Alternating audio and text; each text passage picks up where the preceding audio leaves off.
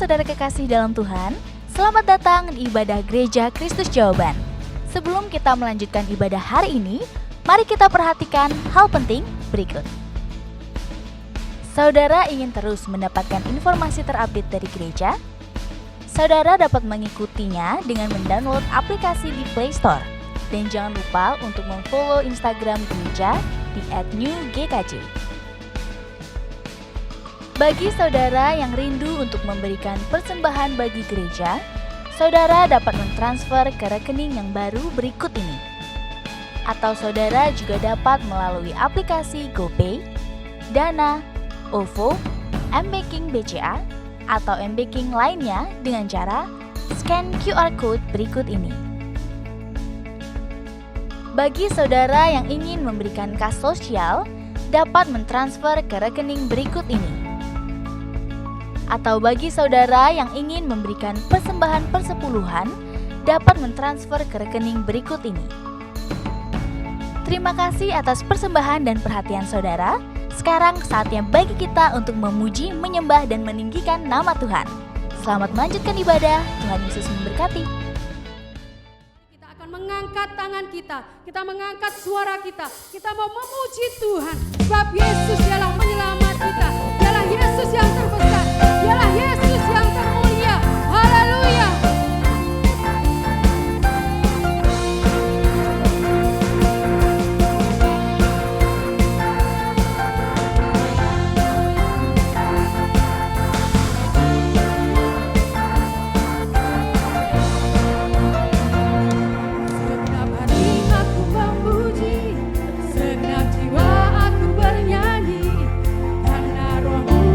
Dalam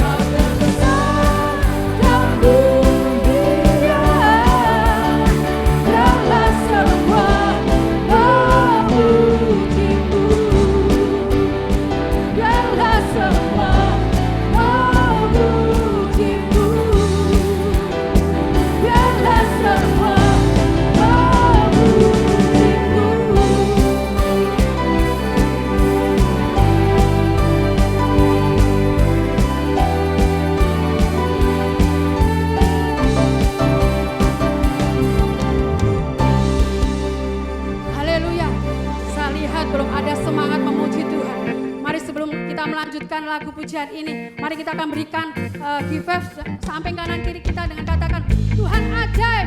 Haleluya. Tuhan ajaib. Mari kita akan lebih semangat lagi memuji Tuhan. Sebab Yesus adalah Allah yang ajaib. Dialah Allah yang luar biasa. Dialah Allah yang besar. Patut kita tinggikan. Patut kita agungkan. Haleluya.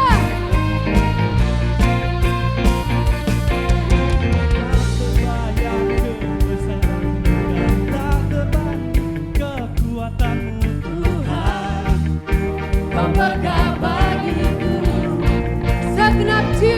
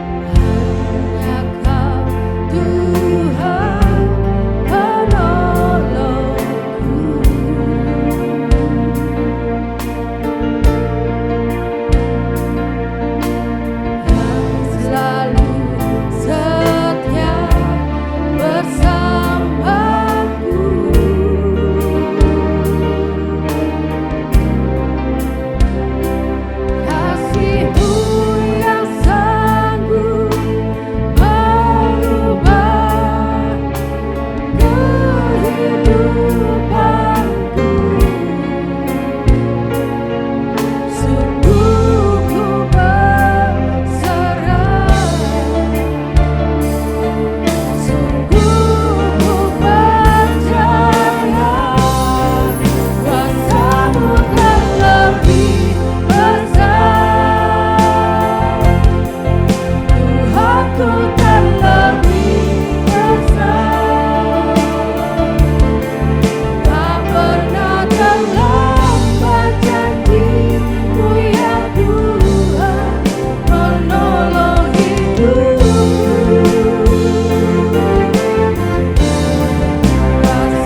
Rasamu terlebih besar, Tuhanku terlebih besar. Tak pernah terlambat janji-Mu ya Tuhan, memberikan hidup. Kuasamu terlebih besar,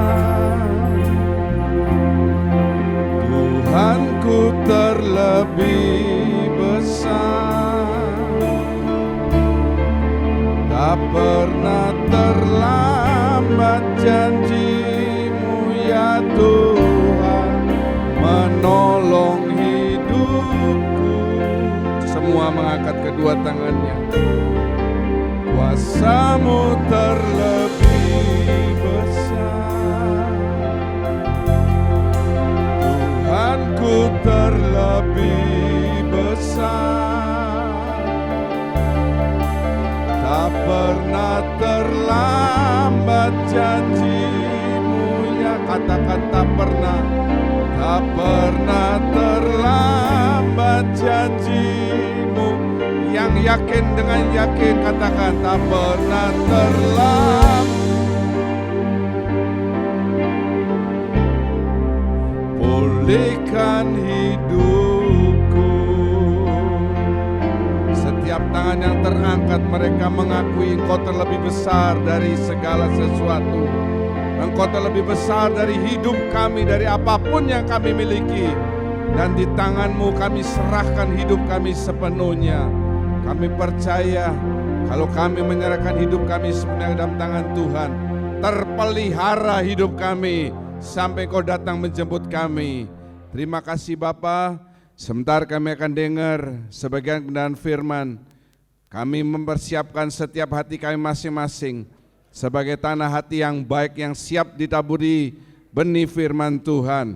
Kalau masih ada kuasa gelapan dalam bentuk apapun ingin mengganggu, mengambil firman, kami usirkan, katakan bersama dengan iman.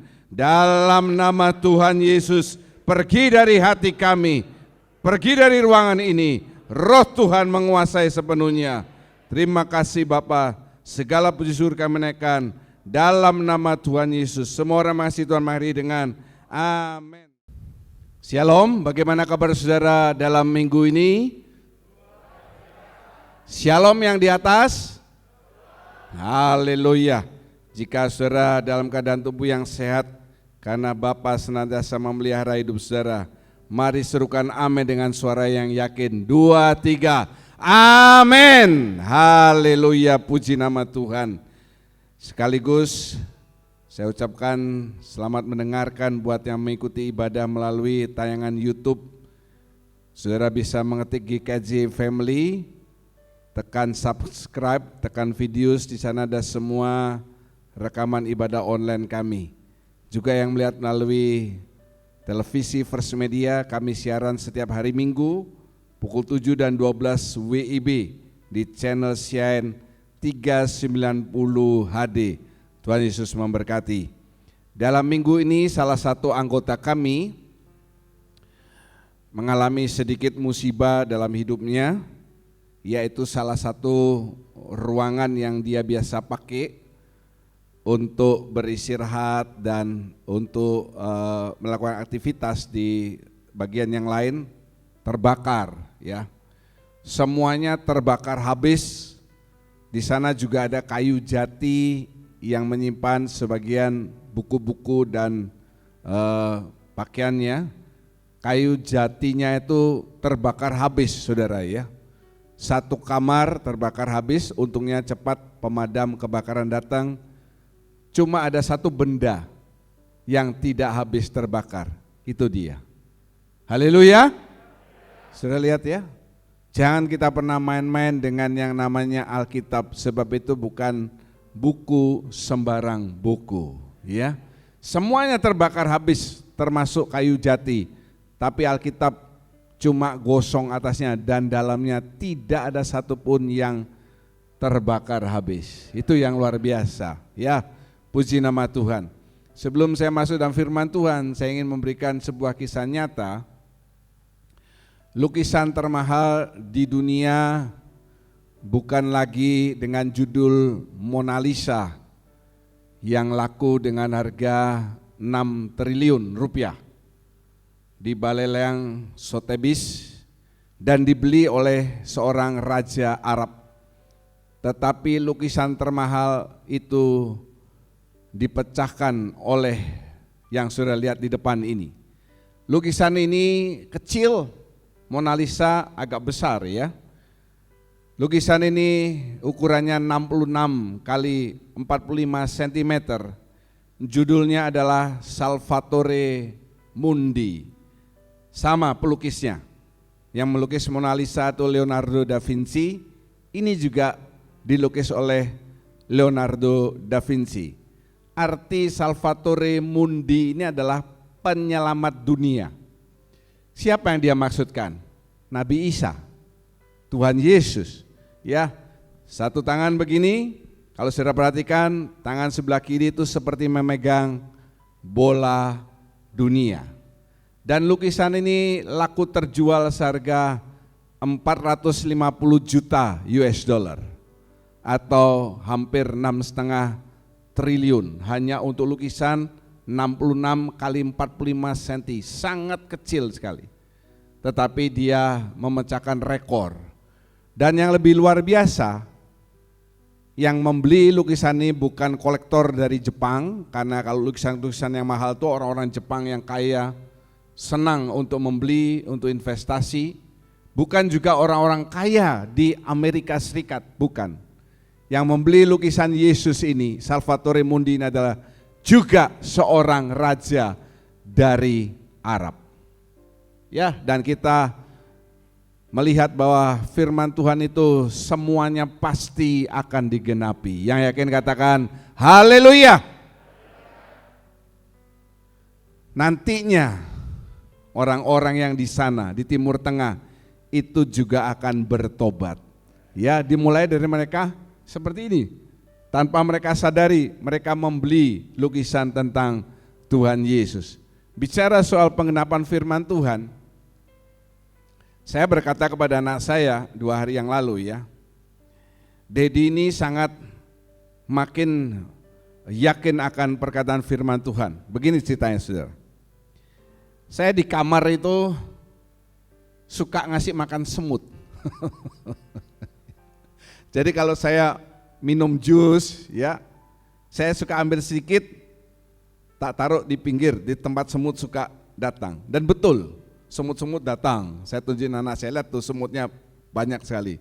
Kalau ada makanan, ya, dan itu saya lakukan setiap siang. Setiap siang, saya taruh situ. Nanti sore atau malam sudah habis yang saya taruh dan semutnya juga sudah hilang. Tetapi sejak kita masuk dalam musim hujan,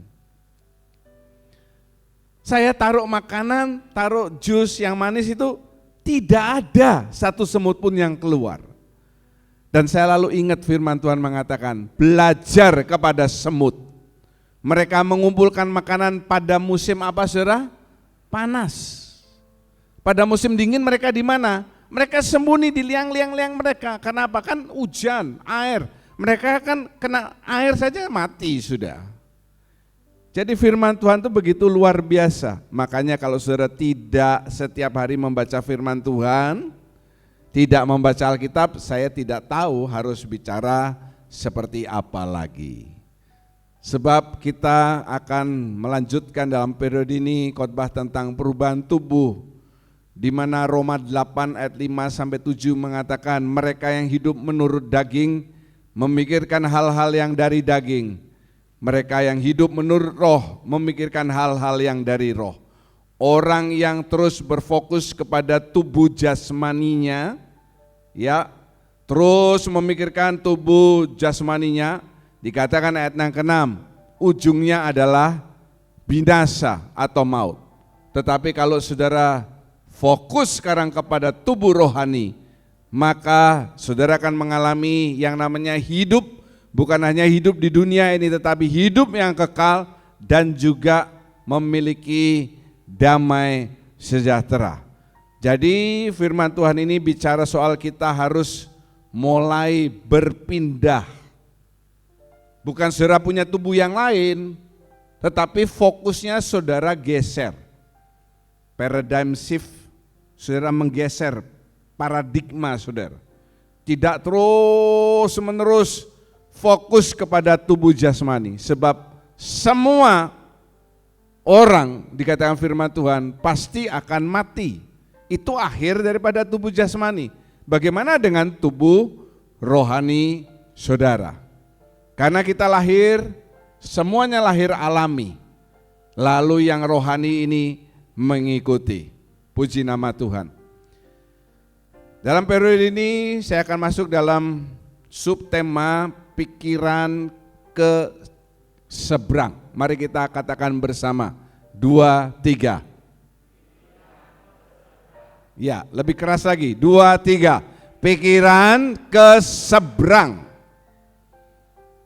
Saya tulis di sana, pikiran ke seberang ini tindakan menyeberang dari manusia jasmani, tubuh jasmani ke manusia rohani. Yang namanya menyeberang itu mengandung pengertian. Apa itu? Yang pertama, perubahan tempat atau daerah, ya. Kalau nyebrang itu kan sudah pasti pindah daerah.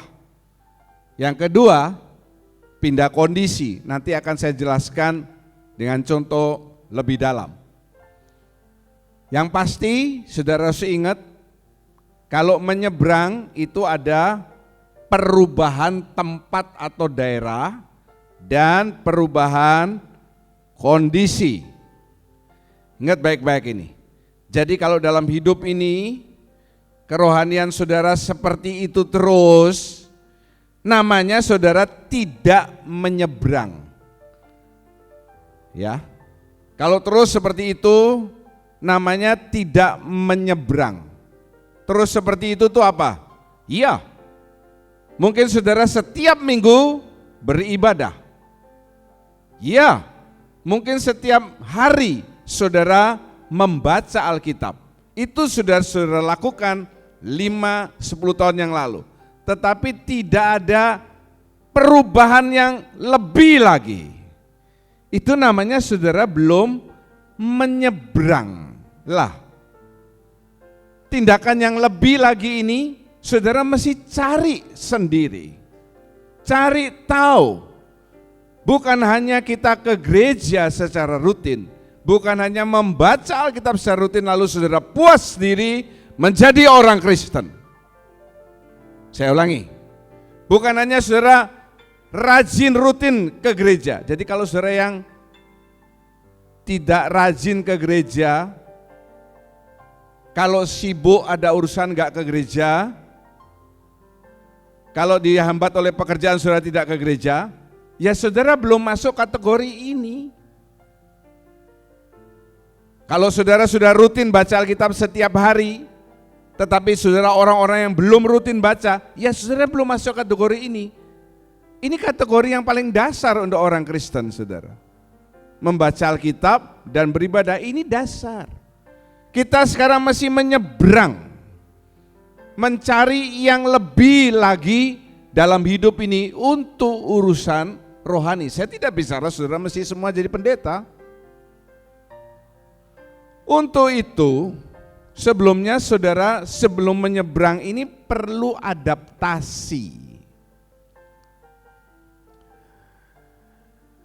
Orang yang bepergian dari Bali ke Eropa, ke Amerika, yang melewati perubahan waktu. Kalau dia datang naik pesawat ya, dari Bali misalnya ke Amerika atau ke Belanda, saudara akan mengalami yang namanya jet lag. Pengar gitu loh istilahnya, bahasa Indonesianya. Misalnya gimana? Kalau misalnya di Indonesia jam 7 pagi, maka di Belanda itu masih jam 1 malam. Jadi kalau misalnya di Indonesia jam 12 malam, di Belanda itu masih jam 6 sore. Saya mengalami seperti itu, datang dari Belanda, malam mau tidur jam 12, tidak bisa tidur karena di Belanda masih jam 6. Matanya masih melek, pikirannya masih seger. Kita perlu adaptasi 1-2 hari, jangan kelamaan. Orang yang disuntik vaksin AstraZeneca, saudara perlu adaptasi. Sebab vaksin AstraZeneca itu, vaksin itu adalah virus yang dimasukkan dalam tubuh saudara, kan begitu. Demikian juga dengan keadaan rohani ini, saudara tidak bisa langsung. Saudara perlu adaptasi dan itu semuanya dimulai dari pikiran lebih dahulu. Ingat ya, pikiran, kemauan, apa yang ketiga saudara? Tindakan. Pikiran dulu. Jadi kalau sekarang saudara mau menyeberang, saudara mesti punya pikiran. Aku mau menyeberang, itu dulu. Supaya saudara lebih mantap, ayo kita ngomong dengan yakin. Pegang dada saudara, katakan, aku mau menyeberang. 2, 3. Ya, kasihan yang di atas banyak yang tidak punya tangan. Coba lihat kiri kanan yang di atas, tangannya masih ada enggak? Coba lihat kiri kanan. Coba lihat kiri kanan, coba toleh. Ya, oke. Do you understand what I'm talking about? Ya. Sebab ini penting. Kalau saudara tidak dapat intinya ini, besok minggu depan khotbah saya ganti lagi topiknya, saudara ketinggalan lagi. Dan ini akan pergi sia-sia. Makanya tadi saya katakan, saudara tidak pernah menyeberang sebagai seorang Kristen. Oke, saudara tiap hari baca Alkitab, setiap minggu ke gereja, tapi saudara tidak pernah menyeberang. Roma 12 ayat 1-2 mengatakan, karena itu saudara-saudara demi kemurahan Allah, aku menasihatkan kamu, kata Rasul Paul, supaya kamu mempersembahkan tubuhmu sebagai persembahan yang hidup, yang kudus dan yang berkenan kepada Allah. Itu adalah ibadahmu yang sejati. Ayat yang kedua kita baca bersama. Lihat ke depan, 2, 3. Janganlah saya menjadi serupa dengan dunia ini, tetapi berubahlah oleh pembaruan budi saya, sehingga saya dapat membedakan manakah kehendak Allah, apa yang baik, yang berkenan kepada Allah, dan yang sempurna. Amin. Adaptasi dan itu dimulai di pikiran, ada di ayat yang kedua, berubahlah. Kata berubahlah ini dari bahasa Yunani metamorpho, di mana meta itu berarti perubahan tempat, perubahan kondisi. Ya, morpho artinya bentuk. Jadi metamorpho itu berubah bentuk karena perubahan tempat, berubah bentuk karena perubahan kondisi. Untuk menjelaskan supaya saudara lebih mudah mencerna, coba saudara lihat dulu ini gambar. Kita dulu belajar toh waktu SMP, perubahan fisika SMA mungkin ya, fisika SMA. Gas menjadi padat. Ya, itu artinya mengkristal. Gas ini seperti apa? Saudara tidak bisa melihat bentuknya tetapi berbahaya. LPG di rumah saudara itu memakai gas. Korek api pakai gas, ya. Kalau dia menjadi padat, padat tuh dicontohkan es, namanya mengkristal. Kalau dari padat menjadi gas dikatakan menyublim, ya. Kemudian padat menjadi cair, ya gampang, mencair. Es batu saudara ambil, keluarkan dari kulkas, taruh di meja, dia mencair. Sebaliknya adalah membeku, saudara, air taruh di kulkas jadi es batu, kan begitu. Kemudian cair menjadi gas, namanya dia menguap. Ya, dia menguap. Kemudian kebalikannya adalah mengembun, gas menjadi cair. Ini namanya berubah bentuk karena perubahan tempat. Air saudara taruh di suhu ruang, dia menjadi air 30 derajat, 20 sampai 30. Tetapi dia begitu masuk 0 derajat, dia membeku. Itu supaya saudara lebih mudah mengerti. Jadi metamorfo ini berubah bentuk karena perubahan tempat atau perubahan kondisi. Sehingga ayat yang tadi Roma 12 ayat 2 mengatakan berubahlah oleh pembaharuan budimu itu, ya. Minta tolong Dokter Fani bisa ke belakang membantu. Ya, ada yang sakit. Artinya perubahan bentuk pikiran. Sudah enggak usah toleh-toleh ke depan. Perubahan bentuk pikiran, ini ya.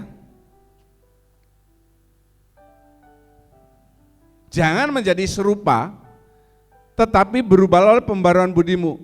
Yang berubah ini pikiran. Karena adanya perubahan tempat atau kondisi. Jadi saya ini manusia jasmani, memakai tubuh jasmani, mau menyeberang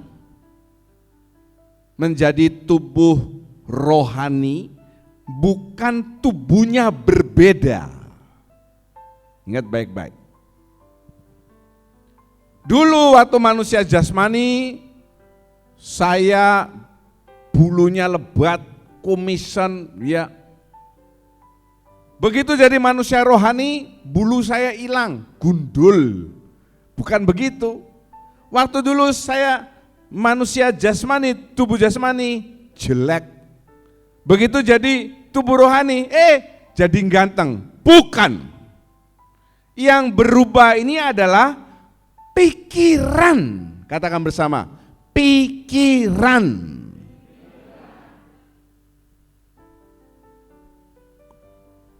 Ingat ya, sekarang kita makin lama kan sudah ini seri yang ke-8. Perubahan tubuh, makin lama makin dalam. Oh, jadi yang berubah ini bukan tubuh saya, yes. Tetapi pikiran saya harus mengalami perubahan. Tidak boleh sama dengan yang dulu. Kalau dulu habis makan, kalau ndak ngerokok, ndak enak. Sekarang, untuk apa saya harus buang uang untuk merokok? Merusak kesehatan saya. Kan kapan hari saya sudah bilang, saya ngomong di khotbah bolak-balik dengan keras, jangan merokok, jangan merokok, jangan merokok, jangan merokok. Saudara masih merokok. Nanti kalau dokter sudah bilang, kamu kena kanker, stop rokokmu. Terlambat, meninggal. Contohnya, maaf, almarhum Pak Frans Sukampo. Itu contoh paling jelas. Ada lagi yang lain. Ya, ada yang lain. Ya silakan saudara. Kenapa? Pikiranmu ini belum berubah. Kalau pikiran saudara sudah berubah, tubuh itu mengikuti. Sebab apa? Pikiran ini bicara soal jiwa. Tubuh diatur oleh jiwa. Tangan saya mau naik, mau turun, itu bukan sesuka tangan saya. Tapi otak saya, pikiran saya mengatakan naikkan tanganmu, turunkan tanganmu. Seperti begitu. Ingat ya, perubahan yang harus kita alami ini bukan tubuhnya yang berubah, tetapi jiwa. Pikiran ini sangat penting. Dan perubahan ke arah surgawi atau ke arah duniawi. Saudara jadi orang Kristen, makin berubah ke arah manusia rohani, atau jadi orang Kristen, makin tidak karuan. Oh bisa ya Pak, ya jadi orang Kristen makin tidak karuan. Loh bisa. Bukannya banyak nama-nama Kristen yang menjadi penipu, pembunuh, pemerkosa dan lain sebagainya. Betul kan? Bisa. Itu karena apa? Karena kita ada di lingkungan yang surgawi atau lingkungan yang duniawi. Pak, seperti apa Pak lingkungan yang surgawi itu?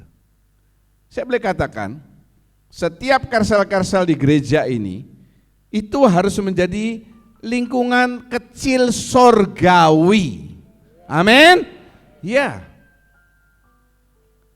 Ingat setiap LCC saudara punya tugas supaya setiap karsel diadakan, saudara masih buat suasana surga hadir dalam karsel saudara. Makanya kita menyanyi, makanya kita menyembah Tuhan. Membuat supaya Roh Kudus itu ada di tengah-tengah kita, di mana 2-3 orang berkumpul dalam namaku, di situ aku hadir. Itu firman Tuhan mengatakan dan pasti amin. Haleluya. Saudara mesti menyembah Tuhan dengan benar. Itu suasana surgawi. Tidak mungkin saudara di diskotik, di klub malam, di tempat perjudian, orang menyembah Tuhan. Tidak usah diskotik, tidak usah perjudian. Di tempat sabung ayam. Mau sabung ayam, mari kita menyembah Tuhan. Ayamnya hilang saudara. Betul ya? Ayamnya hilang. Agus paling senang, wah ayamnya hilang, ditangkap sama dia. Tidak mungkin. Tergantung saudara di lingkungan mana. Firman Tuhan, dengarkan baik-baik, mengatakan pergaulan yang jahat, yang sesat, merusakkan kelakuan yang baik. Tidak dibalik. Karena apa? Yang jahat itu cepat masuknya. Kalau hoax, wih, cepat ditangkap. Tapi kalau firman Tuhan, besok sudah lupa. Makanya kalau ada kuis Kersel hari Rabu, saudara belajar kan, betul ya? Belajarnya kapan? Biasanya paling pas hari apa? Rabu. Yang paling pas lagi kapan saudara? Menjelang Kersel lah. Itu dia. Ketahuan. Lupa John kok tahu? Iya kalau saya datang LCC, wih semua LCC saya sudah datang saudara. LCC jam 5, saya datang 5:45, mereka ada semua dan diem semuanya. Duduk sini ambil komat kamit. Lupa. Coba cerita soal Vanessa Angel. Sudah mati seminggu lalu, sekarang disebut VA, langsung ingat.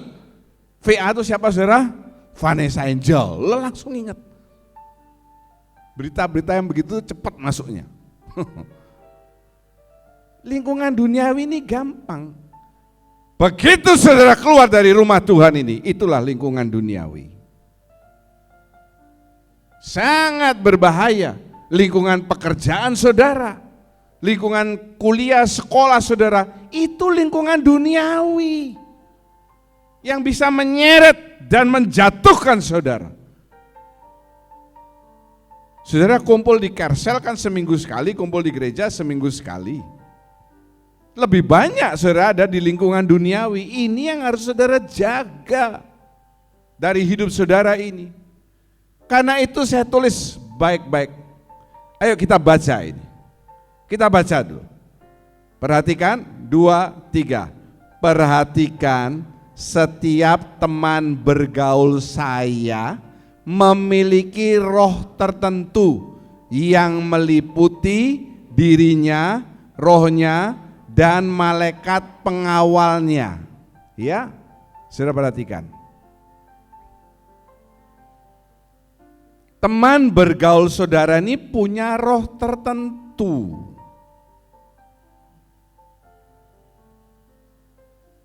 Saya ambil contoh. Coba minta tolong supaya saudara jelas. Om Yulek ke depan sini.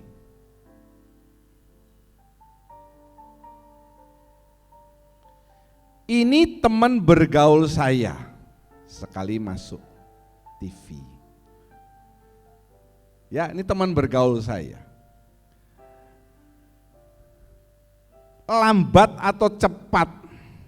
Yang pertama, kira-kira saya akan berubah dalam hal apa? Ada yang bisa jawab, saudara? Hah? Perut apa? Perut itu hubungannya dengan apa?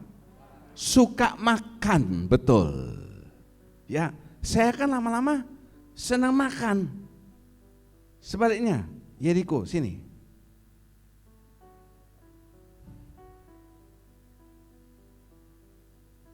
Cepat. Ya, sebelah sini. Nah, saya berteman dengan dia, bukan dengan ini. Lambat atau cepat saya akan mengalami apa, saudara? Seperti dia. Gak doyan makan, cacingan. Yang kedua, kalau saya bergaul terus dengan ini, lama-lama apa menurut saudara kira-kira? Apa? Saya akan pinter bikin apa, saudara? Talam. Karena ini jagonya talam dan talamnya luar biasa enak. Buktinya apa? Lihat saja. Sedangkan kalau dengan ini, kerjaannya dia urusannya dengan apa kamu kerjanya urusannya? Dekor, bunga. Lama-lama saya senang sama bunga, saudara. Ya, dekor bunga, apa bunga, begitu loh. Terima kasih. Nanti gak dapat bagian kolektor loh ya. Gampang. Hati-hati dengan siapa saudara bergaul. Mereka itu yang pertama, sudah lihat itu ya, dirinya dulu. Yang tadi saya ngomongkan itu dirinya. Yang satu gemuk, yang satu langsing. Itu baru dirinya. Habis dari dirinya, pasti itu ada rohnya yang mempengaruhi. Kalau temanmu ini suka gosip,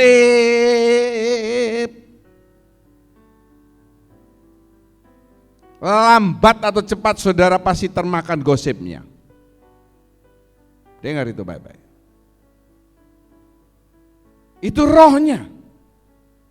Kalau yang satu ini misalnya suka main gitar, suka nyanyi, suka memuji Tuhan. Tidak lama saudara juga kalau di rumah lagi masak, ya kalau yang dulunya nyanyinya begini, aku ini bukan pengemis cinta, masak begitu. Sekarang masaknya, kaulah rajaku yang hebat. Ya, terus apa lanjutannya? Singer-singer saya nggak bisa. Berubah rohnya. Dan ini yang saudara mesti tahu.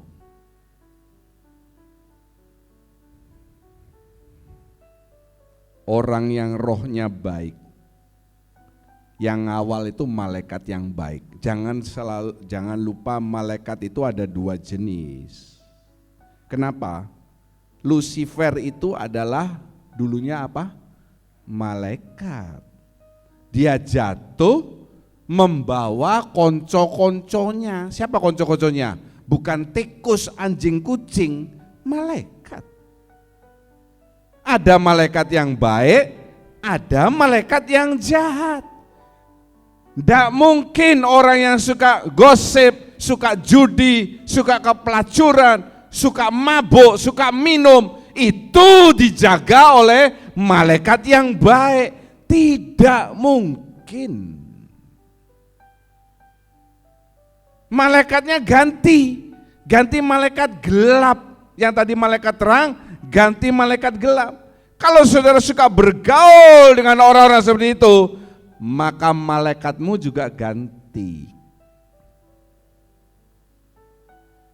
Makanya tadi saya katakan, saudara mungkin setiap minggu ke gereja, setiap hari baca Alkitab, tapi saudara tidak pernah menyeberang. Tetap saja pancet. Sama. Kenapa? Ya ini salah satunya. Salah satunya temanmu, kumpulanmu, malaikatnya gelap. Perhatikan baik-baik.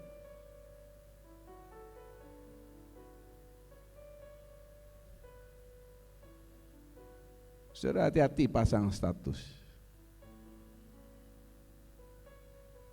Statusmu itu bisa dibaca banyak orang. Minggu lalu saya sudah khotbah tentang pemanfaatan teknologi.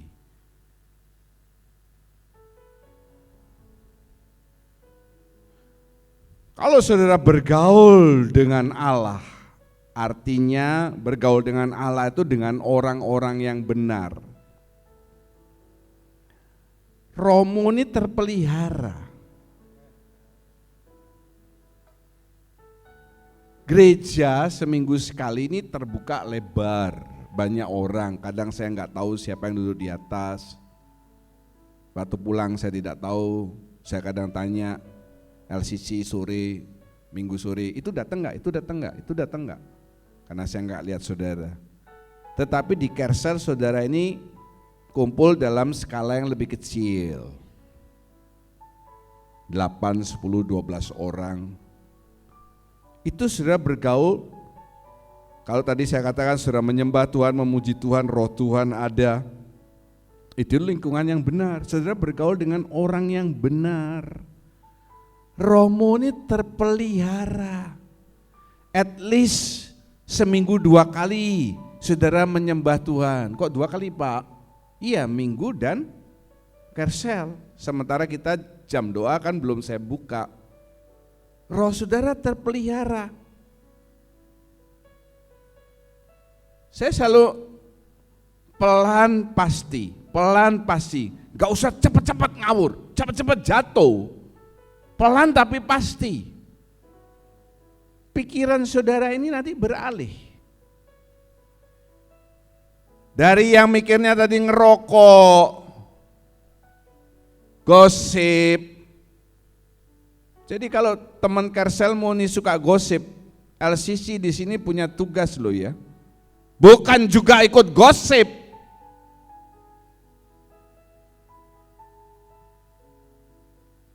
Tapi saudara saya pemimpin membuat yang salah itu jadi benar. Maka pikiran saudara pelan-pelan akan bergeser. Kenapa saudara rajin datang ibadah? Itu dulu pertanyaan saya. Karena saudara berpikir, Minggu aku harus gereja. Benar kan? Ada kerjaan, Minggu aku harus gereja. Sakit, aku belum sampai masuk rumah sakit, aku harus ke gereja. Saudara kan tidak pernah tahu apakah setiap minggu saya ini tubuhnya 100% sehat. Kadang saya khotbah itu sakit saudara, tapi saya tidak pernah ngomong saya sakit. Saya tetap khotbah maksimal. Dan saya yakin Tuhan pasti menolong saya. Waktu khotbah pasti nggak mungkin sampai sakit. Nanti sampai rumah sakit sudah enggak masalah. Tapi yang penting tugas saya lakukan kepada Tuhan yang utama. Saudara sakit sedikit, jangan istirahat, datang gereja, pulang pasti sembuh.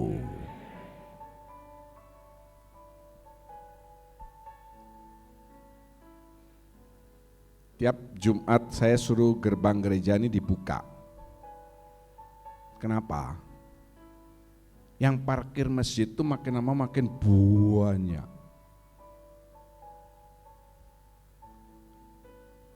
Makin banyak. Ada langganan saya pisang goreng.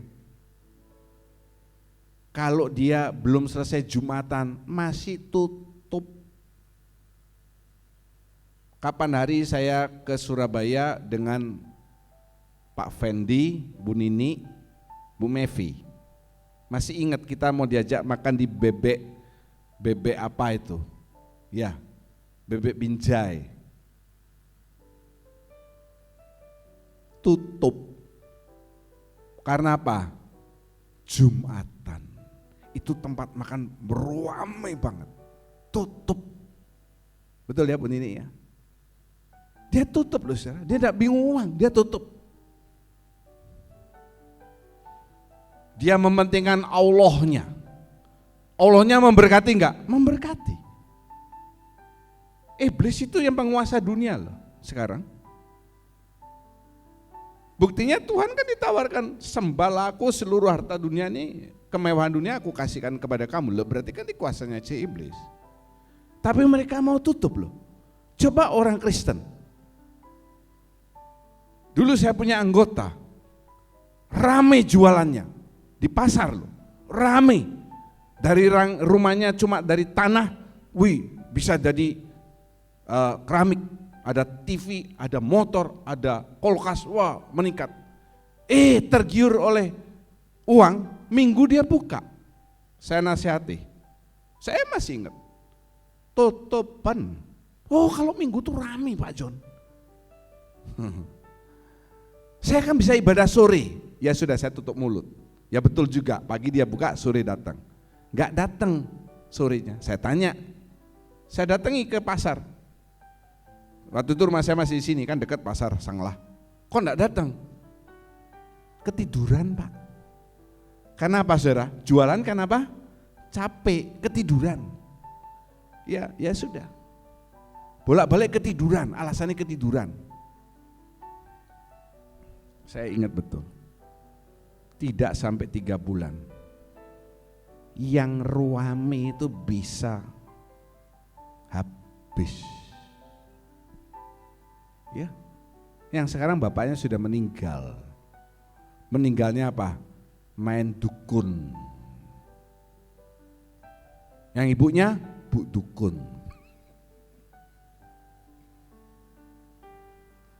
Kalau iblis bisa memberkati, masa Tuhan tidak bisa memberkati anaknya? Haleluya. Haleluya. Yang di atas haleluya. Kalau papamu nih orang kaya, masa dia biarkan anaknya sampai melarat makan nasi bungkus, nasi jinggo. Oke, nasi jinggo boleh, lauknya udang, serigala goreng. Serigala goreng. Topik berikut adalah menjadi Ibrani, orang seberang. Nah, kalau kita sudah beralih ke seberang, maka kita disebut orang Ibrani. Katakan bersama, orang Ibrani. Ibrani itu apa? Berani. Kalau belum menyeberang, saudara belum menjadi orang Ibrani. Coba tolong dibacakan 2 Korintus 5 ayat 6 sampai 8. Oh, kita baca gantian. Yang 6 pria, 7 wanita, 8 sama-sama. Ayo kaum pria katakan haleluya. 2, 3. Maka oleh karena itu hati kami senantiasa tabah, meskipun kami sadar bahwa selama kami mendiami tubuh ini, kami masih jauh dari Tuhan. Sebab hidup kami ini adalah hidup karena percaya, bukan karena melihat. Sama-sama. Tetapi hati kami tabah dan terlebih suka kami beralih dari tubuh ini untuk menetap pada Tuhan. Amin. Pepatah yang terkenal mengatakan life is a journey. Hidup ini perjalanan. Ada yang perjalanannya singkat dan pasar luk-luk mandek, alias baru umur 1 minggu 1 bulan mati. Ada yang agak jauh sampai Gilimanuk mandek 5 tahun mati. Ada yang sampai Wonogiri mandek. Karena apa? Ya Wati sampai rumahnya. Masa terus lagi? Ya. Ada yang melanglang buana 80 tahun baru mati. Pokoknya hidup ini perjalanan. Perhatikan baik-baik. Hati kami senantiasa tabah. Kenapa mesti tabah? Yang belakang lihat itu. Karena kita masih jauh dari Tuhan. Maksudnya kedatangan Tuhan kita tidak tahu kapan, ya. Kerajaan 1000 tahun damai kok belum datang-datang, masih jauh. Kenapa kok masih jauh? Karena kami masih diam di tubuh ini. Selama kita masih diam di tubuh ini, saudara mesti tabah. Ayo, karena pandemi ya, pegang hati saudara, bilang ini.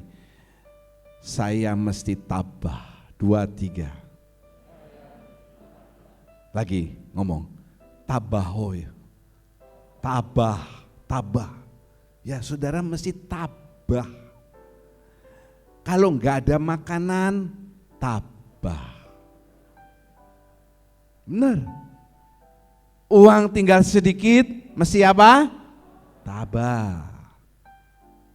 Ditegur sama pimpinan, saudara mesti apa? Nah.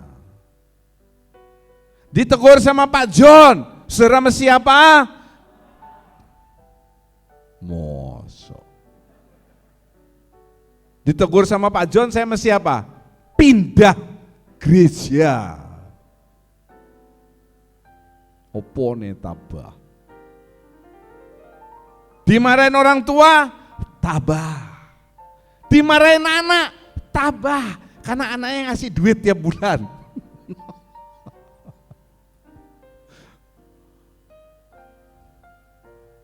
Ayat 7 ini agak mencong sedikit, coba lihat. Karena hidup kami ini hidup karena percaya, bukan karena melihat. Bahasa Inggris mengatakan, for we walk, ya. Dalam yang lain mengatakan, for we live by faith. Not by sight, bukan karena yang dilihat, tapi karena iman. Nah, 8. Kembali lagi, kami ini tabah dan lebih suka aku beralih. Nah, itu kuncinya. Dimulai dari pikiran. Aku nih sekarang ini masih tabah karena aku masih hidup dengan tubuh ini. Tetapi aku mau beralih. Kemana? Dari tubuh ini untuk menetap pada Tuhan. Nah itu sudah bicara perubahan dari jasmani menuju rohani. Susah juga ya setiap hari bangun pagi kerja. Ada yang bangun jam 2, jam 3. Sehingga seringkali demo dalam perusahaannya. Kerja lagi, liburnya minggu, nanti Senin kerja lagi, tabah. Pokoknya kuncinya tabah. Tapi bukannya tabah-tabah tok. Saudara masih punya pikiran, aku kepingin ke tempat yang lebih baik. Aku mau, gak bisa aku tabah-tabah terus ini gak bisa. Aku mau sesuatu yang lebih baik. Something better. Apa itu? Menetap pada Tuhan. Untuk bisa menetap pada Tuhan ini tidak langsung otomatis semua orang Kristen yang menjadi anak Tuhan pasti akan selamat. Kok enak? Kalau enak begitu, kenapa tidak semuanya saja di dunia ini jadi orang Kristen? Kan begitu.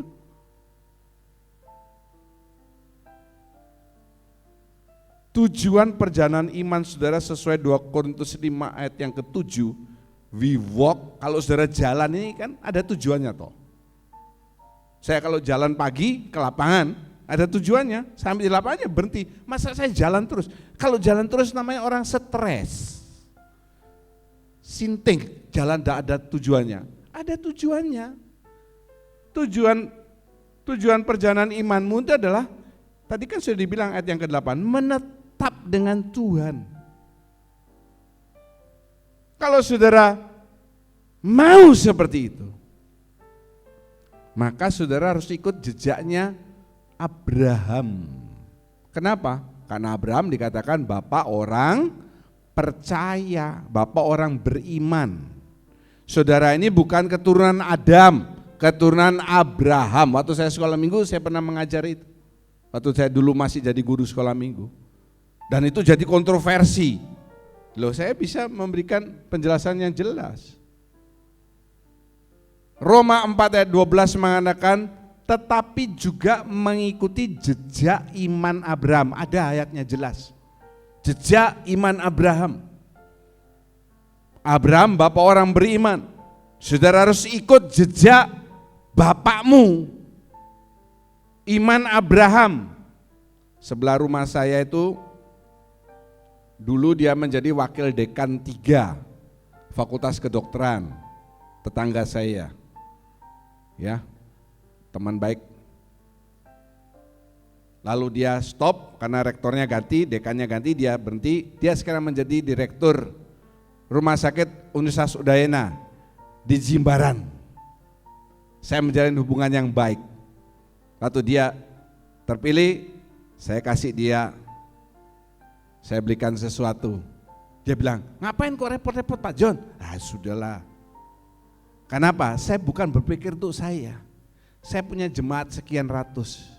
Siapa tahu ada di antara saudara yang perlu masuk rumah sakit Udayana di Jimbaran. Itu rumah sakitnya bagus itu. Misalnya saudara cari kamar atau apa, gampang. Tetangga saya ini direkturnya.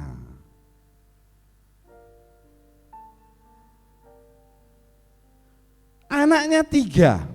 Yang pertama dokter, sudah lulus spesialis urologi, udah buka praktek di Gianyar, menikah dengan dokter. Anak yang kedua dokter, menikah dengan dokter juga. Anak yang ketiga perempuan, temannya Andrew dulu, dia jadi dokter gigi, menikah dengan apa? Dokter spesialis. Bapaknya dokter, anak-anaknya dokter semua. Fani dokter, punya pacar dokter. Bapak kita siapa? Abraham, ikuti jejaknya. Seperti itu maksud saya. Yosua 24 ayat 2 dan 3. Coba kita dengarkan pembacaan ini. Berkatalah Yosua kepada seluruh bangsa itu, beginilah firman Tuhan Allah Israel. Dahulu kala di seberang sungai Efrat, disitulah diam nenek moyangmu, yakni Terah, ayah Abraham dan ayah Nahor, dan mereka beribadah kepada Allah lain. Tetapi aku mengambil Abraham, bapamu itu, dari seberang sungai Efrat, dan menyuruh dia menjelajahi seluruh tanah Kanaan. Aku membuat banyak keturunannya, dan memberikan Ishak kepadanya. Amin. Sebelum saudara lihat ayat yang indah di ayat 3 akhir. Aku membuat banyak keturunannya tidak mandul dan memberikan Ishak kepadanya. Anaknya ya, kemudian dia kaya sudah pasti. Sebelum itu ada langkahnya. Dulu di seberang Sungai Efrat, ya, kita kan topiknya hari ini menyeberang, beralih ke seberang, menjadi orang Ibrani, menyeberang. Ada nenek moyangmu tinggal di sana. Siapa nenek moyangnya kita? Siapa? Abram. Siapa nenek moyang saudara? Siapa?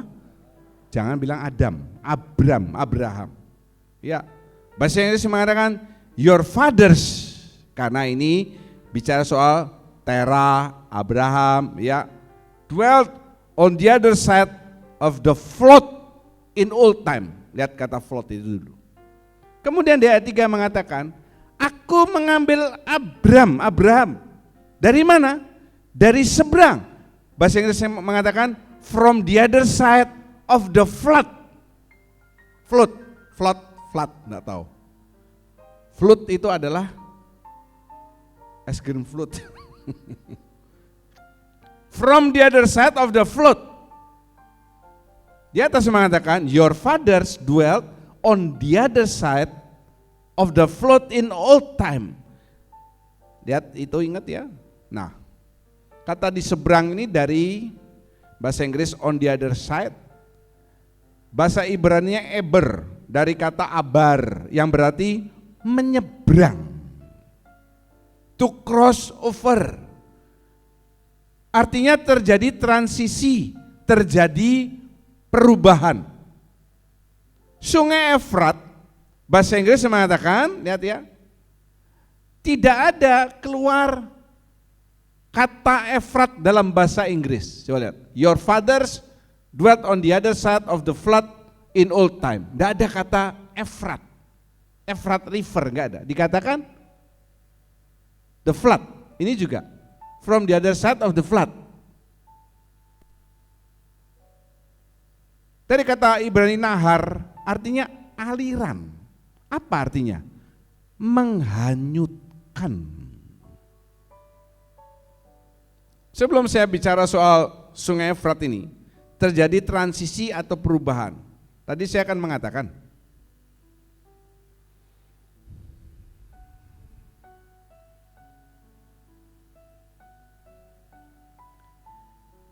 yang penting nih pikiran. Kita masih berubah, menyeberang. Pikiran kita ini mesti beralih. Begini saudara. Waktu dulu saya ke Banyuwangi, antara Pulau Bali dengan Pulau Jawa ini dipisahkan oleh Selat Bali ya. Waktu di Gilimanuk, suasananya ini kayak suasana Bali bener-bener. Apa? Pura gede, betul ya? Canang, ya pokoknya suasana Bali. Begitu saya naik kapal lalu sampai ke Tapang keluar, suasana Balinya tuh hilang sama sekali. Jadi suasana Jawa. Makanannya, bahasanya, dan lain sebagainya. Saudara kalau bepergian kan begitu ya. Kalau ke Lombok, beda lagi suasananya. Nah ini, kondisi tempat ini membuat suasana itu juga berubah. Misalnya saudara keluar negeri, ke Singapura yang dekat, sampai sana sudah beda. Airportnya saja sudah lain, jalannya lain, pohonnya sudah lain, suasananya beda. Ini juga.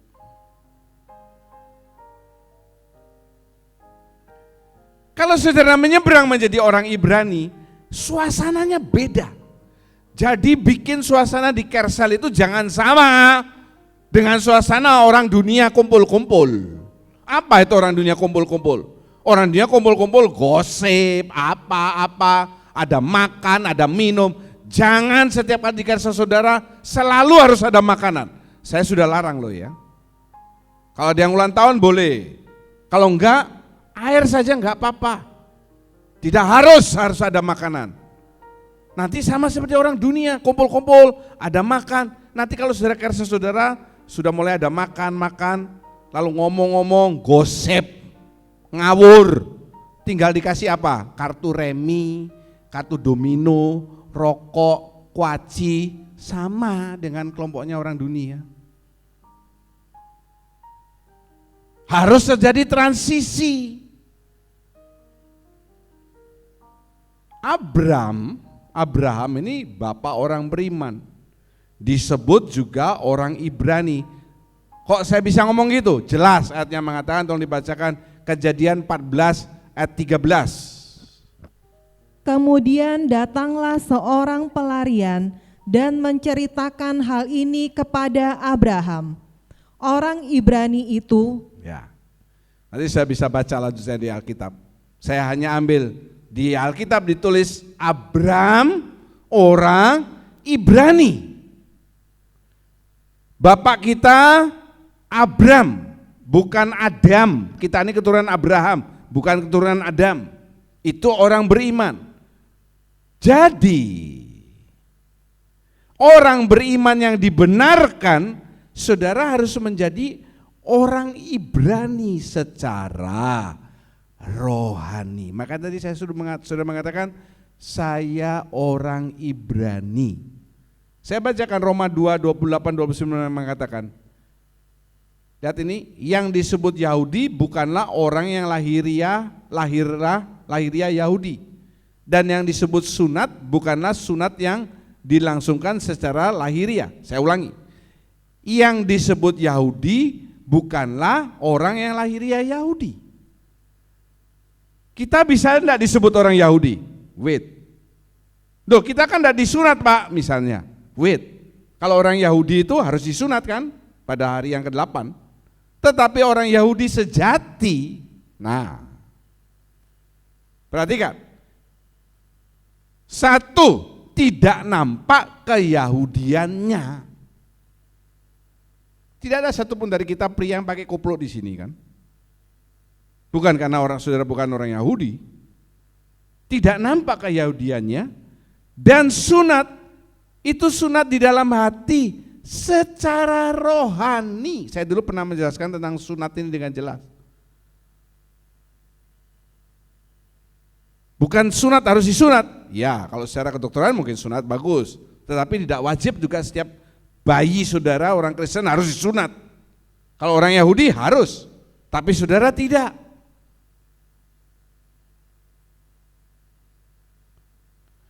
Yang disunat ini hatinya.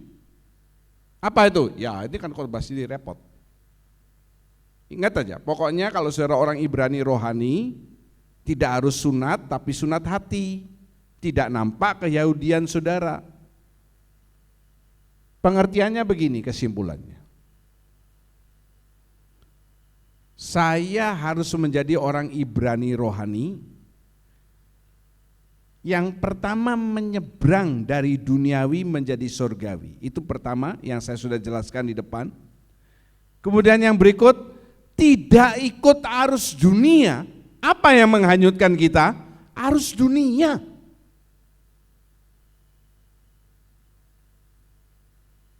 Kalau orang dunia suka mewarnai rambutnya, sudah enggak usah ikut-ikut.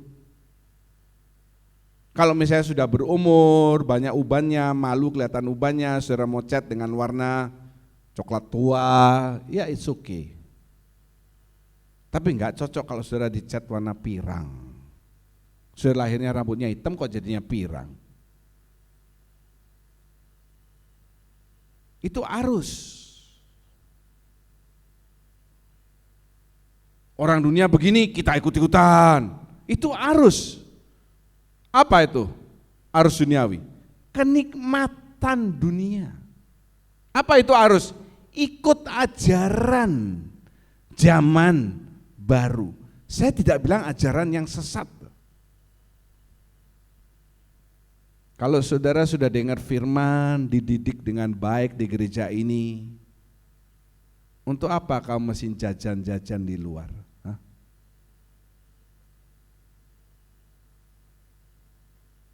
Ke gereja sini, ikut sana, ikut sini, ikut sana, minggu di gereja, sana. Saya kategorikan saudara ini orang yang resah. Entah mau cari jodoh, entah mau cari aktualisasi diri. Itu ajaran yang bisa menyesatkan, ini menghanyutkan, pelan-pelan saudara.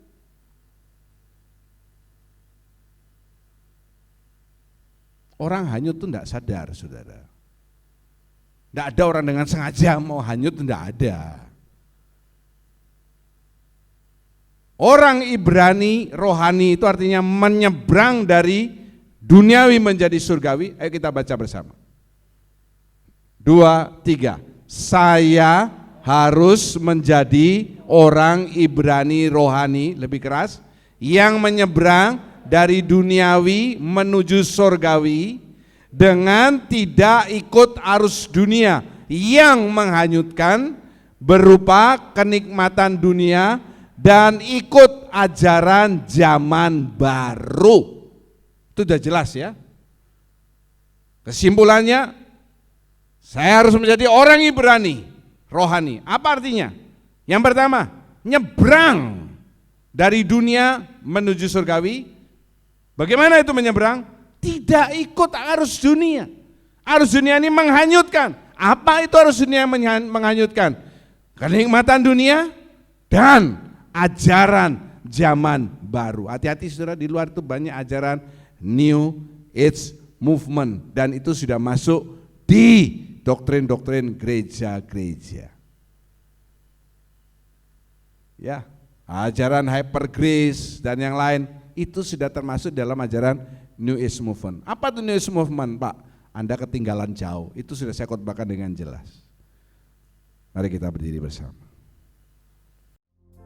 Into your hand I commit again with all I am for you, Lord.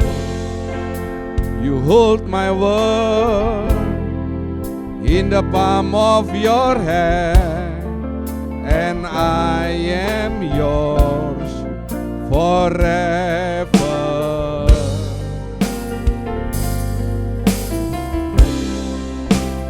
Jesus, I believe in you. Jesus, I belong to you. You're the reason that I live, the reason that I sing, with all I am.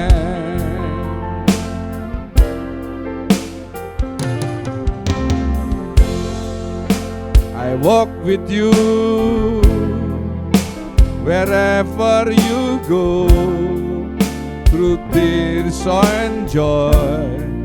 I'll trust in you, and I will live in all of your ways and your promises forever.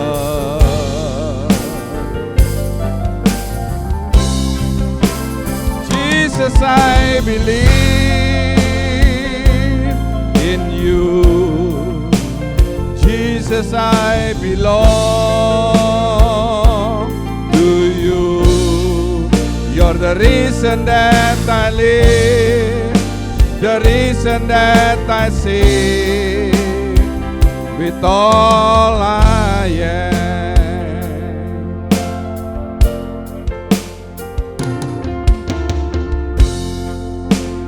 Mandamu, ini janjiku, nabi hidupku untukmu. Kau mengatur jalan hidupku, ku milikmu selamanya.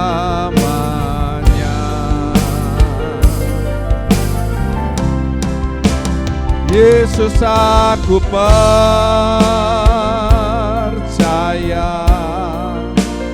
Yesus, aku milikmu.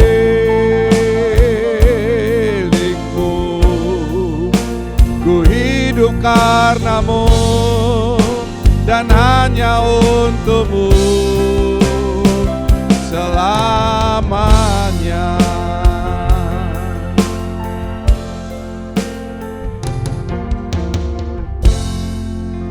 Kemanapun ku bersamamu, lewat suka dan duka, bukan hidup dalam jalanmu, dengan janjimu selamanya. Mari kita berdiri bersama-sama. Yang sudah dapat berdiri. Yesus, aku percaya.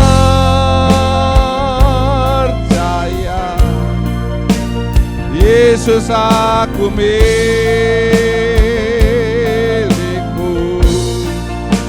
Ku hidup karenamu dan hanya untukmu selamanya. Ku menyembah,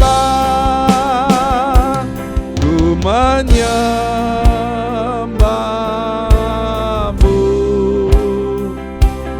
ku menyembahmu.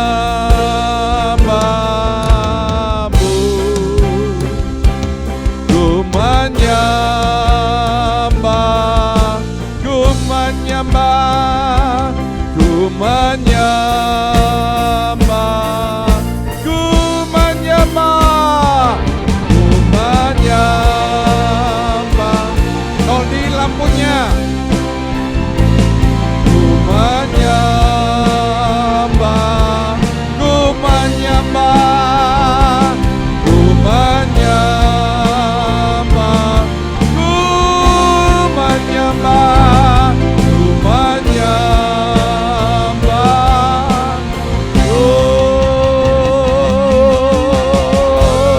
Ore, ire ala talawalala, uriki erekele berele ala walala, erelelelele, urikele ala la walala, irekele berelelelele, ere ala walala, erelelele, urakala paralala, irekele bele. Haleluya.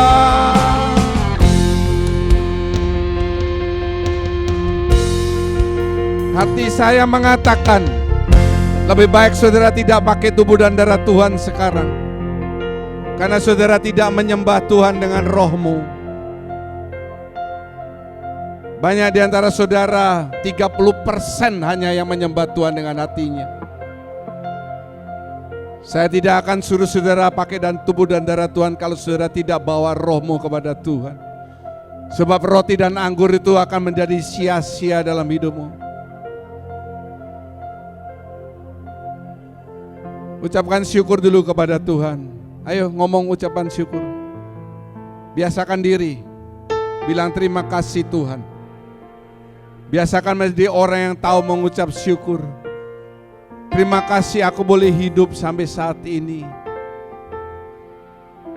Terima kasih Engkau memberikan kesehatan bagi kami. Musik tetap main. Terima kasih untuk penyertaan Tuhan. Terima kasih untuk kesehatan yang aku miliki. Terima kasih untuk rumah yang boleh aku tinggali. Untuk pekerjaan yang masih boleh aku lakukan. Di saat banyak orang sulit mencari pekerjaan, Tuhan tetap memelihara hidupku. Mari tinggikan Tuhan dengan kalimat yang jelas. Sungguh Engkau Allah yang mulia, Allah yang perkasa, Allah yang agung. Katakan dengan kalimat yang jelas, Engkau Allah di atas segala Allah. Engkau Allah yang besar, Allah yang agung. Ayo bawa rohmu kepada Tuhan. Kami menyembah Tuhan dengan hati kami. Kami menyembah Tuhan dengan roh kami. Kami tidak peduli kiri kanan. Saat ini urusan kami dengan Bapa di surga. Rekele berekele ala tarawala wala. Rekele ala wala wala. Rekele berekele kele amala wala wala masih kere. Oriala wala wala wala mana kire kele berele. Uri kire bere ala para la wala masih kere kele bere. Uratala warala marala wala. Iya rapara la wala wala. Ore.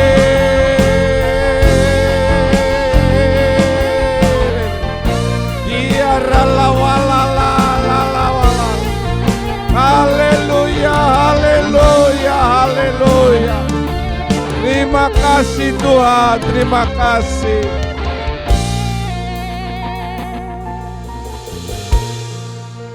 Angkat roti dengan tangan kanan lebih tinggi daripada kepala. Yakin yang kau pegang adalah tubuh Kristus. Bukankah roti yang kita angkat dan mintakan berkat adalah persekutuan dengan tubuh Kristus? Kurang yakin. Bukankah ini persekutuan dengan tubuh Kristus? Katakan dalam nama Tuhan Yesus makan dan jadi berkat.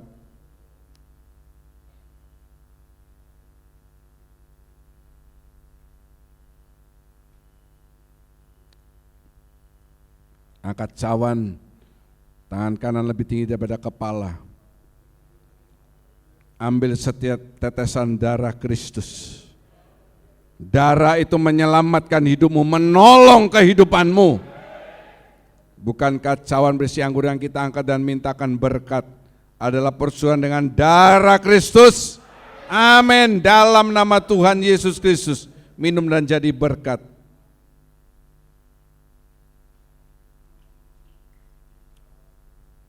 Angkat kedua cawan, angkat kedua tangan, ucapkan syukur, terima kasih Tuhan.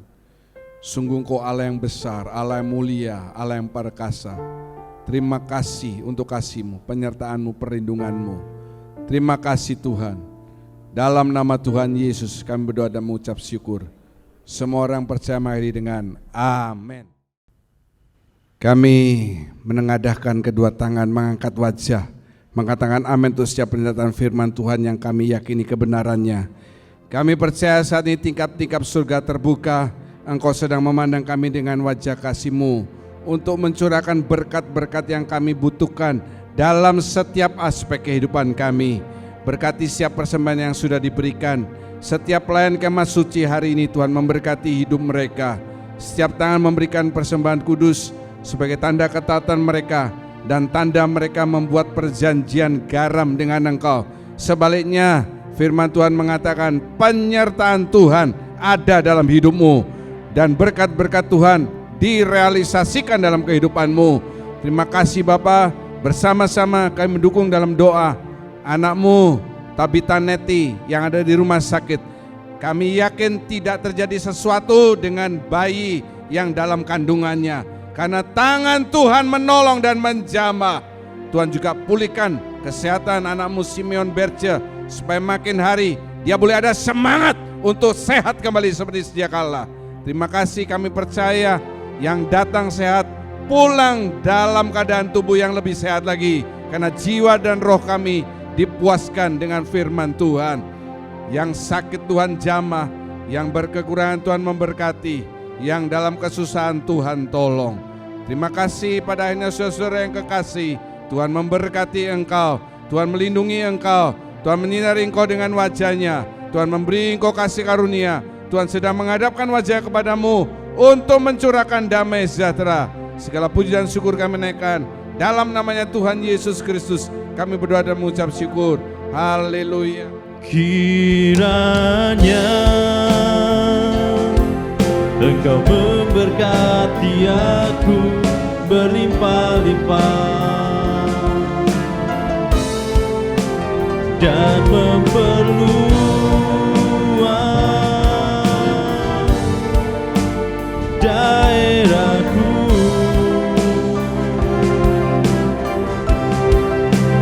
Dan kiranya tangan-Mu menyertai aku dan melindungi aku daripada malapetaka,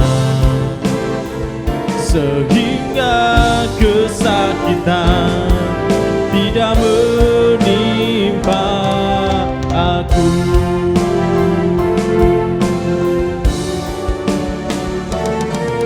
Tuhan mendengarkan dan menjawab doaku. Terima kasih telah beribadah bersama Gereja Kristus Jawaban. Bagi Anda yang rindu ingin memberikan persembahan bagi gereja, saudara dapat mentransfer ke rekening berikut ini. Atau saudara juga dapat melalui aplikasi GoPay, Dana, OVO, M-Banking BCA, atau M-Banking lainnya dengan scan QR Code berikut. Bagi saudara yang ingin memberikan persembahan persepuluhan, saudara dapat mentransfer ke rekening berikut ini. Terima kasih atas persembahan saudara. Tuhan Yesus memberkati.